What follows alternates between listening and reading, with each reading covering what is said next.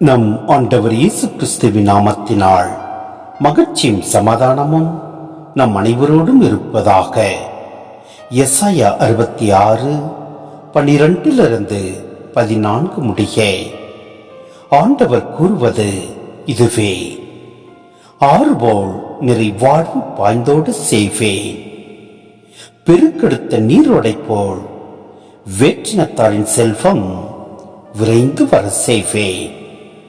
நீங்கள் பால் பருகுவீர்கள், மார்பில் அணைத்து சுமக்கப்படுவீர்கள், மடியில் வைத்து தாளாட்டப்படுவீர்கள்.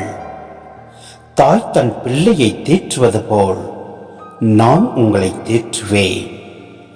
எருசலேமில் நீங்கள் தேற்றப்படுவீர்கள், இதை நீங்கள் காண்பீர்கள். உங்கள் இதயம் மகிழ்ச்சி கொள்ளும், உங்கள் எலும்புகள் பசுப்புல் போல் வளரும்.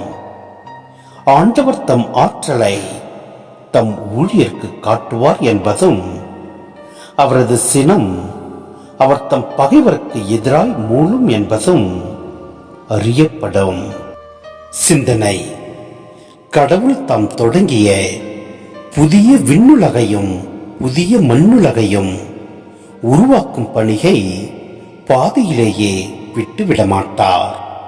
அதை நிறைவு பெற செய்வார். மகப்பேறு உருவகம் கடவுள் தாம் கொடுத்த வாக்குறுதியை காப்பாற்றுவார் என்பதையே காட்டுகிறது. நேரம் வந்துவிட்டால் ஒரு பிள்ளையின் பிறப்பை தடை செய்ய முடியாது. அதைப்போல் கடவுள் தாம் விரும்பியதை செய்வதையும் தடை செய்ய முடியாது. பகைவர்களை அழித்து வெற்றியோடு அவர் புதியன படைக்கும் போது அவரை சார்ந்த அனைவரும் மகிழ்வார்கள். அவருடைய ஆற்றலையும் பேரன்பையும் காண்பார்கள். எனவே நம் ஆண்டவர் மீது முழு நம்பிக்கை வைத்து செயல்படுவோம். அப்பொழுது தாய் தன் பிள்ளையை தேற்றுவது போல் நம் ஆண்டவர் நம்மை தேற்றி நம்மை வழிநடத்துவார், ஆசீர்வதிப்பார். ஆமென்.